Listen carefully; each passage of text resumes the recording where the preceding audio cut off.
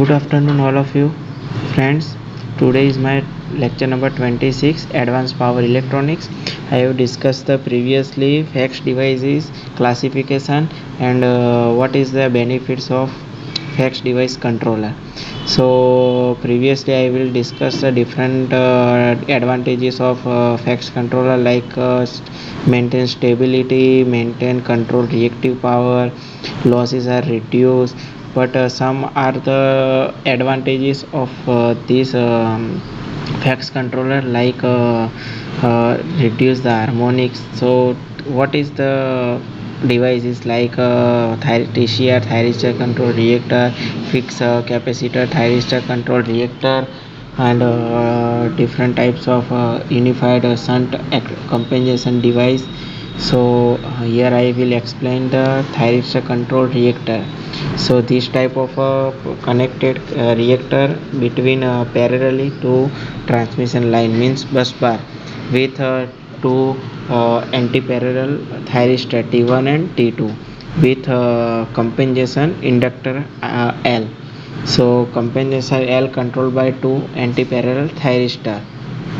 Okay, so phase angle of control T1 and T2 by TCR, means यहाँ पे हमें क्या कर सकते हैं कि T1 और T2 का जो फेज एंगल है, फायरिंग एंगल, वो हम कंट्रोल करके हम इंडक्टेंस को कंट्रोल कर सकते हैं, और इंडक्टेंस को कंट्रोल करके हम इसका जो लाइन का जो हमारा केवी लीडिंग और लेगिंग केवी है, इसको हम भी कंट्रोल कर सकते हैं, वेरिएबल इंडक्टेंस.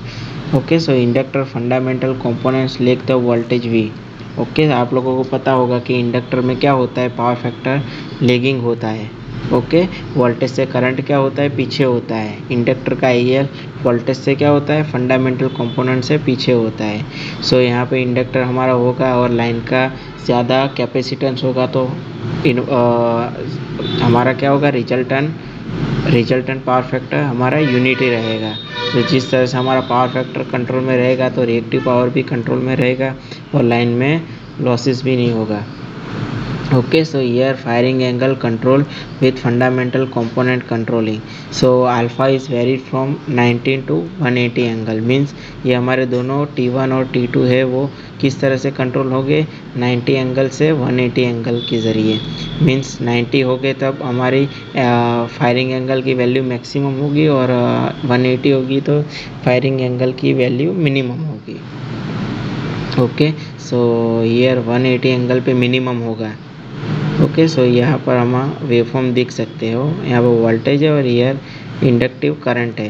सो यहाँ पर एंगल हमारा कट हो जाएगा, और जिस तरह का एंगल होगा तो उसकी तरफ से हम हमारे थायरिस्टर दोनों है वो कंडक्ट हो गए, और एक कंडक्ट हो गए, उसके ज़रिए हम यहाँ पे लाइन पे हमारा कुछ भी है, रिएक्टिव पावर है, पावर फैक्टर है, सब हम कंट्रोल रख सकेंगे with using of this thyristor controlling.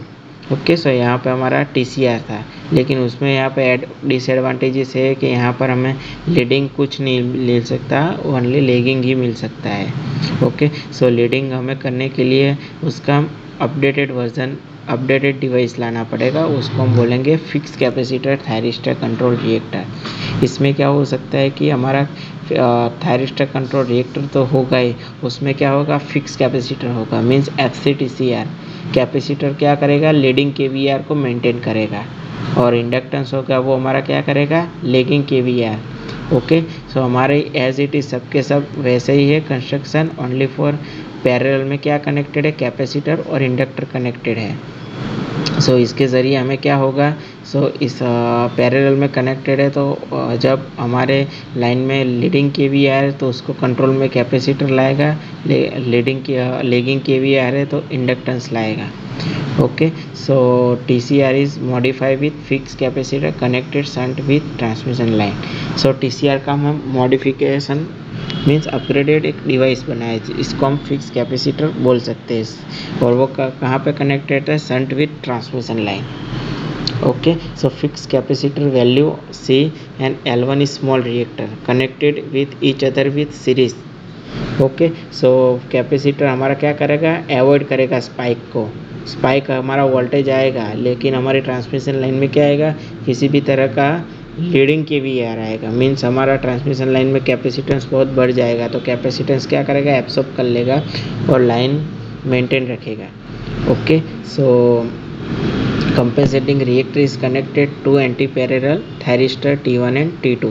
यहाँ पर हमारा T1 और T2 क्या है, थायरिस्टर है, with connected with inductive reactance, means one type of reactance के जरिए हमने कंपेंसेटिंग रिएक्टर के जरिए कनेक्टेड किया हुआ है। So fix capacitor provide leading VAR and TCR provides lagging VAR। क्योंकि लेगिंग क्यों, बिकॉज यहाँ पर थायरिस्टर कंट्रोल रिएक्टर है, इंडक्टर हमारा लेगिंग पावर फैक्टर पे वर्क करता है और कैपेसिटर हमारा लीडिंग पावर फैक्टर पे वर्क कर सकता है। सो यहाँ पर दोनों का हम वर्क हो जाएगा तो हमारा ट्रांसमिशन लाइन में क्या होगा, हमारी पूरा का पूरा parameters, voltage, current, power factor, reactive power, सब के सब हमारा मेंटेन रहेंगे, मीन्स कंट्रोल में रहेंगे।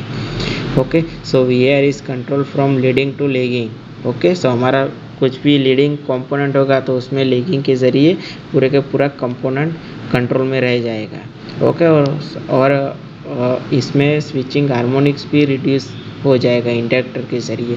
हमारा हार्मोनिक्स आएगा, थर्ड हार्मोनिक, फिफ्थ हार्मोनिक, तो उसमें क्या होगा, सबके सब हमारे कंट्रोल में आ जाएंगे। Okay, so here benefit of the fix capacitor is power factor maintain with unity. Okay, and FCTCR is the compensation device with shunt compensation device most preferable because the unity power factor maintained with fixed capacitor. Okay, so here I have discussed the two devices. First of all TCR and second is FCTCR.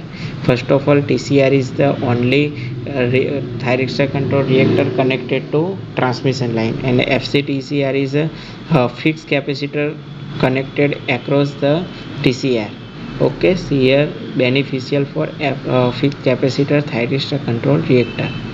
Okay, so I will discuss about next lecture with UPFC and TSC TCR thyristor switching controller.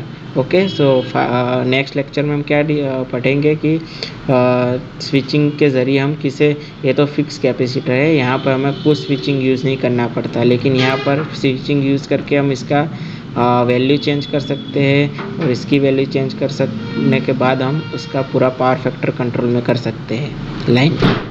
Okay friend, so today we have conclude this lecture. Thank you.